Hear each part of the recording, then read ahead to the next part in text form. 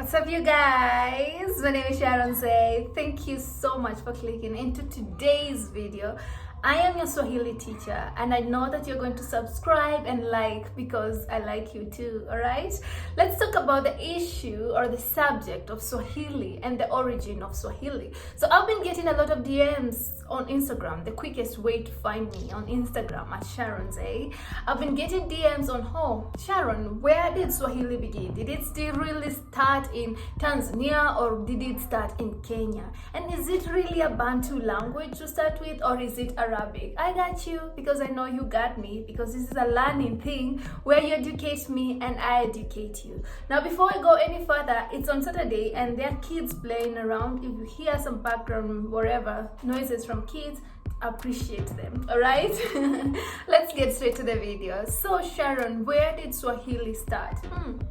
This is a good question, really, and I've been getting this question from people outside East Africa on my Instagram DMs, and it's really interesting because even for us as people to know where we are going, we have to know where we come from, our origin, what influenced this language, and why is it forced, like on us, on compulsory to study it in primary school? Why is it even a national language in both Tanzania and Kenya? All right. Okay, this is nice for us to know. So this subject also is birthed from a video that I made about the difference between Swahili in Kenya and Swahili in Tanzania.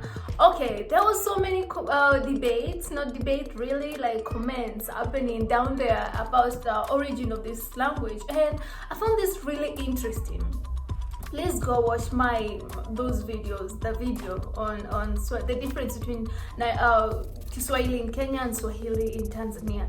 All right, that said, I have said in multiple videos that Swahili started in Tanzania. I have said that because I am not apologizing, because I have said that because that is what I've been taught always. But let's talk now about, I still remain that because my research reflects on that. Now let's talk about the start of Swahili, honestly. So Swahili is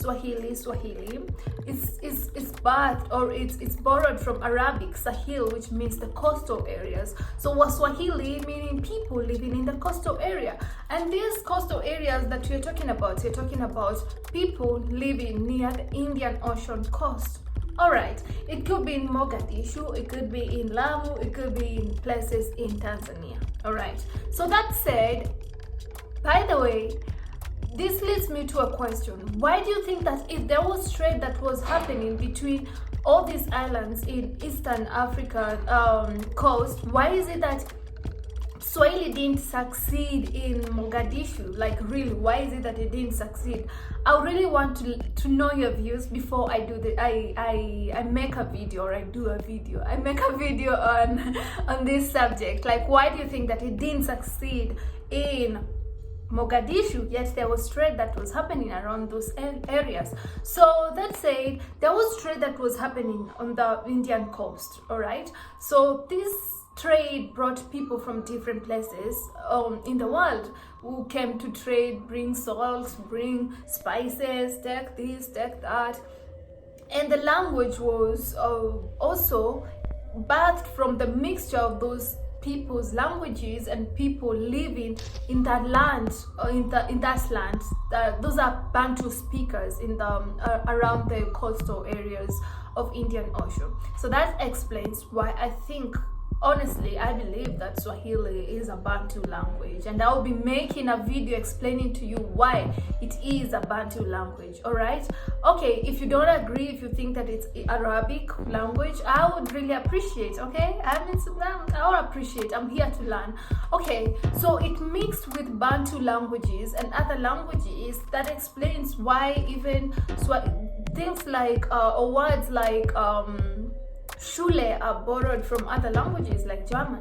So it's important for us to understand that this language was mixed with other different languages, all right, from other areas, but it's majorly Bantu, all right? That should be known, that is majorly Bantu.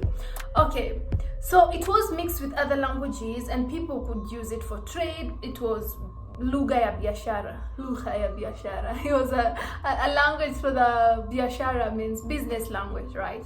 Okay, so as people were trading from one place to another, the language became so big, and it was even it was spreading also away from the coastal areas to the mainlands and stuff, and it was embraced. But where exactly? Okay, now you told us that it started around the coastal areas, but where exactly? I want you to tell me, like, where exactly did it start, Sharon? Okay, so the islands around the coastal of Indian Ocean includes Lamu and includes other parts of Tanzania, all right? So that said, this language I really maintain that, because there is this phrase that has always existed: Kiswahili kilizaliwa Tanzania, kikakulia Kenya, kikakufa Uganda. Kikafa Uganda. I don't know why I'm saying Tanzania. I must love Tanzania way too much. It's just always on my lips. Okay, away from that. So Kiswahili kilizaliwa Tanzania, kikakulia Kenya, kikafa Uganda. So that is the phrase that has always like shown like, oh, Swahili started in Tanzania.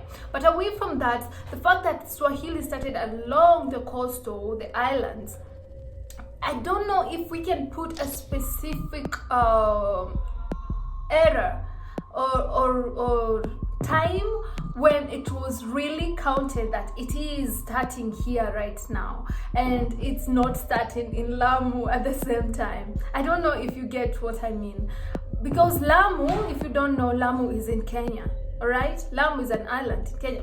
Beautiful, man. In Kenya, all right? Okay, so Lamu is also an island in East Africa, and there was trade that was happening around those areas and along the coast of Indian Ocean. So my question also now to you guys, with proof. I just don't want you people to fight. I just want with proof. Like, when you say that it started in Lamu, okay, tell me more. Because my teachers, I have studied, if you've watched my video on chanzo cha penzi langu na Kiswahili, which means my start for love with Swahili. It's a fully explained video with in Swahili. I'm speaking in Swahili in that video, and I'm explaining about my journey with Swahili. So I've learned Swahili from primary school to university level in my first year, which was compulsory. It was compulsory. I didn't have a choice other than just study Swahili. And I have been taught that it started really in Tanzania. So if you have to correct me now that I am grown and it started somewhere else, I really appreciate. But for now, I know that it started there. That is where my sources or also my research has told me.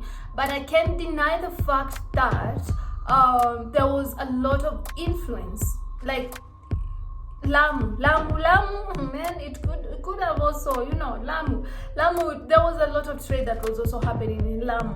So you guys, that is what I have to say about the origin of Swahili. About whether it's a Bantu language, I believe that 100% is a Bantu language. I mean, even the way the words and stuff. Second, I will do a video on that, and I would love for you to also tell me why is it that it was not receptive?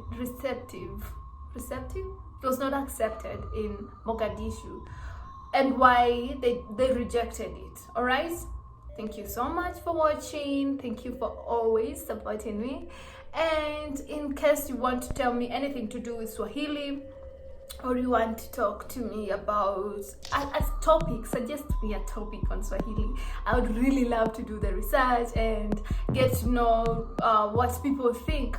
Instagram at Sharon Say. Don't forget to click the subscribe button if you love this content, and also to follow me on Instagram and give a like. to this video. Thank you so much. Nashukuru sana.